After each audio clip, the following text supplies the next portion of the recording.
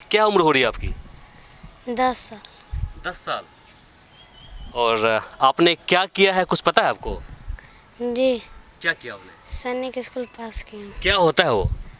सैनिक स्कूल पढ़ाई अच्छी होती है उसके अंदर? जी, क्या बनेंगे आप? Software engineer. हमारे समाज के अंदर आज भी बेटियों को कमतर आंका जाता है। बोलते हैं कि बेटी है सर का बोझ है, पढ़ाना पड़ेगा, और कितनों भी पढ़ा लें आखिर में उसे चूल्हा पर जाना ही पड़ेगा, खाना बनाना ही पड़ेगा। और हद तो उस वक्त हो जाती है जब बेटी की जानकारी मिलते ही कई माँ ऐसी हैं, चाहे फोर्सफुली करती हैं, किसी के दबाव में कर लेती हैं कि बच्चे को गर्भपात कर देती हैं, उसको ख़त्म कर देती है, पेट में नष्ट कर देती हैं, या बच्चियां जब बड़ी होती है तो उनको नष्ट कर देता है, परेशान करके मार दिया जाता है। तो क्या कहेंगे ऐसे लोगों को? गलत आदमी है, वैसा आदमी नहीं करना चाहिए। क्या क्वालिफिकेशन आपकी है? जी, मैं ग्रेजुएट हूँ और डीएलएड किया हूँ। क्या है? जी, और सीटेट भी क्वालिफाइड है। अच्छा। तो उस हिसाब से पहले अपने पूर्व नॉलेज के आधार पे हम बच्चों को ट्रेंड करते हैं और तैयारी करवाते हैं। जिस क्षेत्र से आप आते हैं, कुमारखंड प्रखंड पड़ता है, भतनी आपका ये जगह का नाम है। आप अपनी नज़रों को दौड़ाएंगे तो आसपास में कई सारे स्कूल्स मिलेंगे जो आपसे पहले से ही चलता आ रहा है। तो उनकी तुलना में आपके स्कूल कैसे बेहतर है? हमारी सबसे अलग व्यवस्था है। आप देख रहे हैं VR न्यूज़, एक नज़र सच्चाई की ओर। ये भारतीय विद्या निकेतन स्कूल है, प्राइवेट स्कूल है, और यहाँ के बच्चों ने सैनिक स्कूल के लिए क्वालिफाई किया है। हम जानेंगे कि आखिर जिस प्रकार से तैयारी की गई है, और जानकारी यह मिल रही है कि इसी स्कूल से हर साल एक न एक बच्चे सैनिक स्कूल नवोदय के लिए क्वालिफाई करते रहते हैं। तो उसकी पठन पाठन के लिए किस प्रकार से यहाँ पर शिक्षक लोग जो हैं तैयारी करवाते हैं बच्चों को, और इसके अलावा हम बच्चों से जानेंगे कि आखिर जिस प्रकार से सैनिक स्कूल के लिए क्वालिफाई किया है और इतनी बड़ी उपलब्धि हासिल की है, चूँकि इस बच्चे का भविष्य बहुत ही सुनहरा होने वाला है। कोई अधिकारी बनेंगे, चाहे वो प्रशासनिक पुलिस प्रशासनिक विभाग में हो या फिर प्रशासन विभाग में हो, तो कहीं ना कहीं अधिकारी ही ये लोग बनेंगे। सबसे पहले आपको बधाई है कि इतनी कम उम्र में आपने सैनिक स्कूल के लिए क्वालिफाई किया है। जी, हाँ, क्या कहेंगी आप, क्या इनका श्रेय किसको देंगी?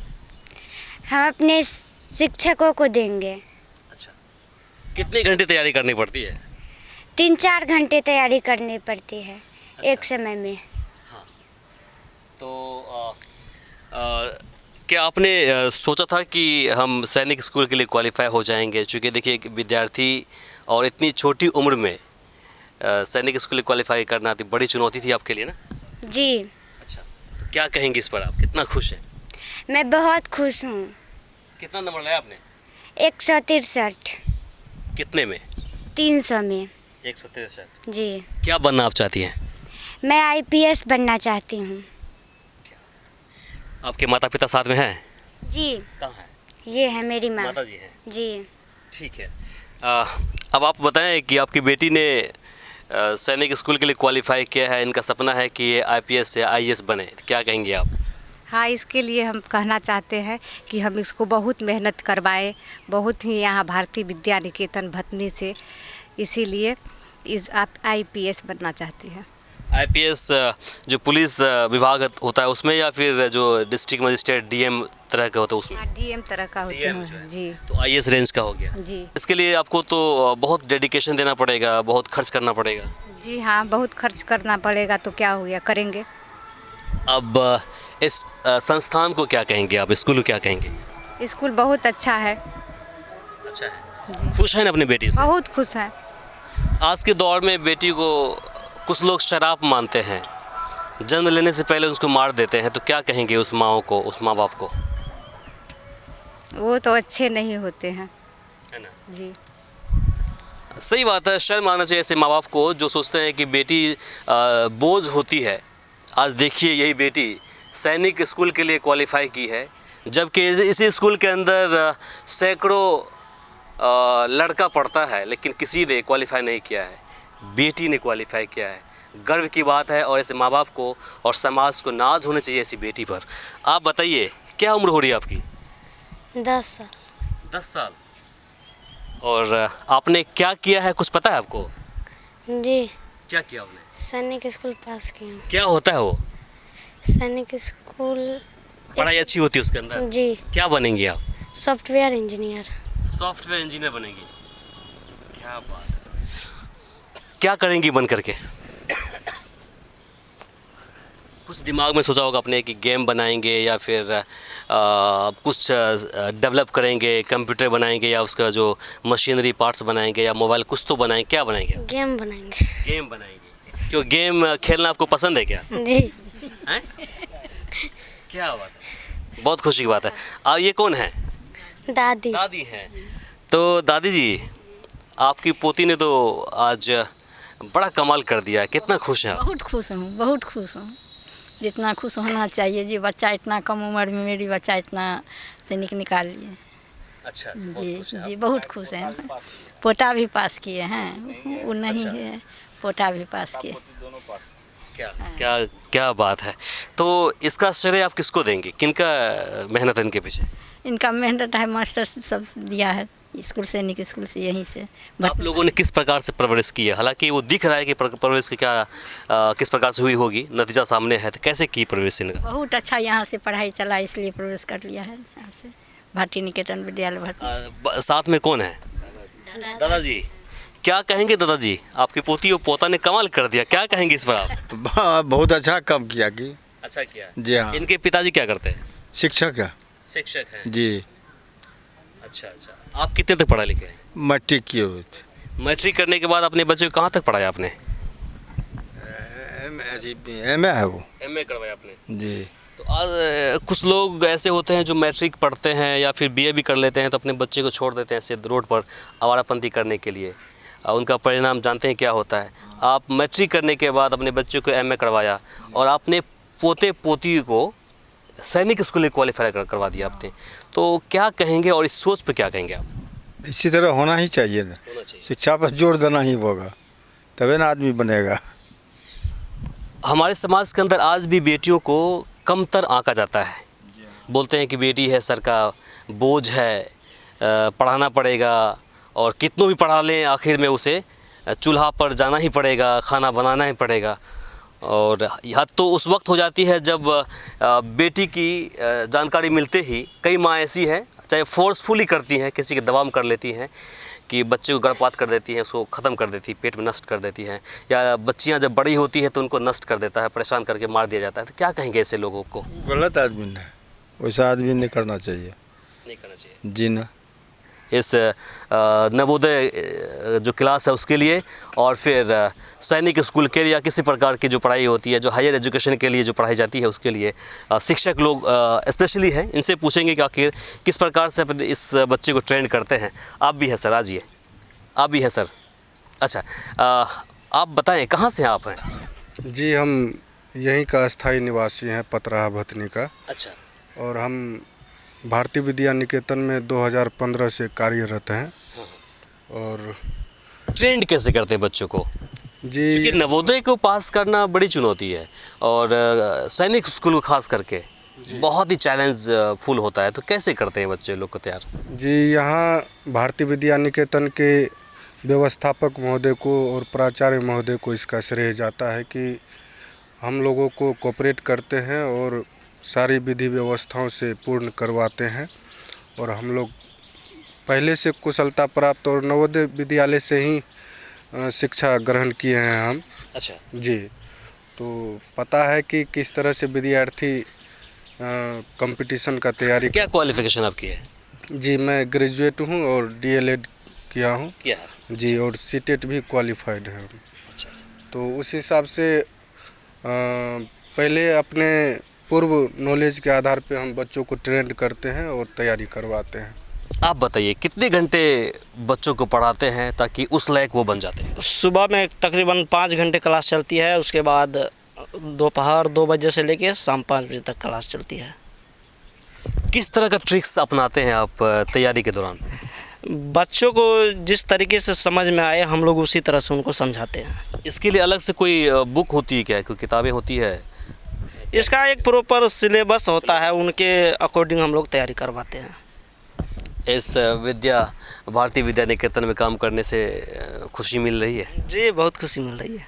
क्या क्वालिफिकेशन आपकी है? Graduate plus DLED। क्या बात है, आप लोग तो नौकरी मिलने के बाद तो फिर यहाँ से निकल जाएंगे, दूसरे के लिए छोड़ेंगे जगह, आप यही कह रहे हैं ना? टाइम बचेगा तो आएंगे, ऐसी बात नहीं टाइम है। बचेगा तो आएंगे, फिर हम काम तो लगा रहेगा। हाँ, टाइम बचेगा तो आएंगे, तो हम माइक लेके पहुंच जाएंगे, है कि नहीं? जब आप शिक्षक होने के बाद अगर पढ़ाएंगे तो हम माइक लेके पहुंच जाएंगे, है ना? बदलाव ही जीवन है। वजह क्या है कि आप जाएंगे तो नए जो क्वालिफाइड व्यक्ति हैं उनको यहाँ पर स्थान मिलेगा। बहुत खुशी की बात है। आप जो स्कूल के संस्थापक हैं, हम जरा से उनसे, सर आप प्रिंसिपल हैं, बैठिए बैठिए बैठिए। अब हम इस स्कूल के जो प्रिंसिपल हैं उनसे हम जानेंगे कि किस प्रकार की विधि व्यवस्था यहाँ पर है। हम देख रहे हैं कि RT के तहत बिहार सरकार से मान्यता प्राप्त है, ये मतलब रजिस्टर्ड है स्कूल जी आपका? सर, बिहार सरकार से रजिस्टर्ड है। कब से चला रहे हैं? 2015 से। 15 से। तो इन 8 सालों के दौरान आपने क्या कुछ देखा है इस क्षेत्र में? प्रत्येक साल नवोदय, नेतरहाट, सैनिक से विद्यार्थी हमारे यहाँ से जाता है। कोई खास आप लोग यहाँ पर चार्ज करते हैं इसके लिए? नहीं, एक्स्ट्रा टीचर सब समय देते हैं, बच्चों सबको पढ़ाते हैं। कितनी खुशी मिलती है आपको? बहुत ज़्यादा खुशी मिलती है, इसमें टीचर सबका बहुत ज़्यादा योगदान रहता है। किस प्रकार से बच्चों पर मेहनत करते हैं आप लोग? बच्चों पर मेहनत, समय पर जो चीज़ मिलना चाहिए वो देते हैं।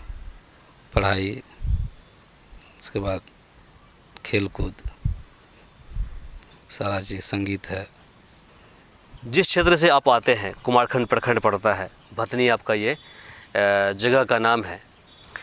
आप अपनी नज़रों को दौड़ाएंगे तो आसपास में कई सारे स्कूल्स मिलेंगे जो आपसे पहले से ही चलता रहा है। तो उनकी तुलना में आपके स्कूल कैसे बेहतर है? हमारी सबसे अलग व्यवस्था है। कुछ बताइए, क्या व्यवस्था है? टीचर प्रत्येक क्लास में टीचर दिए हुए हैं। उसके बाद टीचर जो है योग्यतापूर्ण टीचर हैं। अच्छा, इसी के चलते मेरा स्कूल तो क्वालिफाइड आपने शिक्षक रखा है, मैट्रिक इंटर पास शिक्षक नहीं रखा? नहीं रखे हुए। टोटल ट्रेन एंड शिक्षक है, DLED किया हुआ है, कोई BEd किया हुआ है। जो बच्चा गरीब है तो उसके लिए क्या व्यवस्था है? कुछ व्यवस्था आप लोगों ने क्या है? उसके लिए निःशुल्क शिक्षा है, 25% निःशुल्क शिक्षा है। मतलब जो फ़ी है उसमें आप 25% डिस्काउंट दे देते हैं, कुछ कंडीशन रखा होगा? जो बिल्कुल गरीब है, असहाय है, उसको मुफ्त शिक्षा देते हैं, उसे कोई भी फीस नहीं लेते हैं, जिसका माता पिता नहीं है। अच्छा, जो पढ़ना चाहता है? जी, जो पढ़ना चाहता है उसको सारा व्यवस्था हम अपने तरफ से देते हैं। आप कितने तक पढ़े लिखे हैं? हम इंटर किए हुए हैं। इंटर किए हुए? जी। वाह, सोचिए, एक सोच देखिए कि एक मैट्रिक पास व्यक्ति अपने लड़के को MA करवाते हैं, शिक्षक बनाते हैं। उस MA पास लड़के का बच्चा आज सैनिक स्कूल के लिए क्वालिफाई करता है और कल होकर के ये बच्चा IAS IPS बनेंगे, क्योंकि अगर इस पर ध्यान दिया जाएगा तो ये बनेंगे। दूसरे व्यक्ति जो इस स्कूल के प्रिंसिपल हैं, न जाने ऐसे कितने बच्चों को इन्होंने पास किया होगा अपने स्कूल से, वो इंटर पास है, वो साथ में DLED है। हाँ, ये तो सब्सिडी आजकल होता ही है, एक बोल दिया जाए सब्सिडी, बोले छूट, एक तरह से बोल दिया जाए। इंटर के बाद आप DLED कर सकते हैं, तो वो किए हुए हैं, संस्थान चला रहे हैं, साथ में क्वालिफाइड शिक्षकों को रखे हुए हैं और इसके माध्यम से शिक्षा बांट रहे हैं। कितनी खुशी की बात है। अगर ऐसी ही सोच अगर आप हम रखेंगे तो समाज बदलेगा। हालांकि वो अलग बात है कि जो सरकारी स्कूल है, सरकारी संस्थान है, उस पर कई सारे सवाल पैदा होते रहा है और होता रहेगा।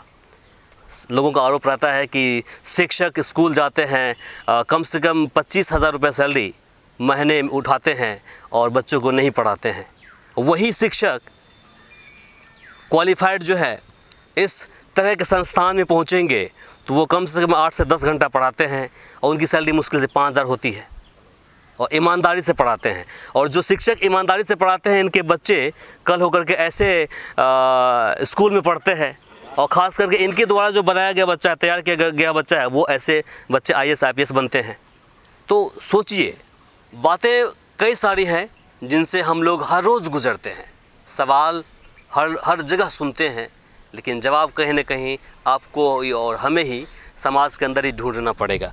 कुछ ग्रामीण लोग हैं और अभिभावक भी हैं, जानेंगे कि आखिर किस प्रकार से ये लोग खुश हैं अपने बच्चों को यहाँ पर रखने के बाद कि नहीं। सबसे बड़ी बात आपको धन्यवाद देते हैं कि आप ऐसे ग्रामीण इलाकों में खोजते हैं उन शहरी इलाकों से। शुक्रिया। जो शहरी इलाकों में जो चीज़ नहीं मिल पाती है वो ग्रामीण इलाकों से मिल रही है। और ख़ास करके भारतीय विद्या निकेतन भतनी का जो आप देख रहे हैं बोर्ड, ये बोर्ड अगर कहीं पटना में लगा होता तो आप ऐसी खबर न चला पाते, इन ढंग से नहीं दे पाते कि जो पटना में मिल रहा है वो यहाँ इस सुदूर इलाके में और इस ज़माने में जहाँ पर हम लोग सोचते हैं वहाँ पहुँचाने का प्रयास कर रहा है भारतीय विद्या निकेतन आपको। बाकी यहाँ के जो व्यवस्था है सही है? यहाँ की व्यवस्था आप कह रहे हैं ना कि ये आप बराबरी कर लीजिए पटना की।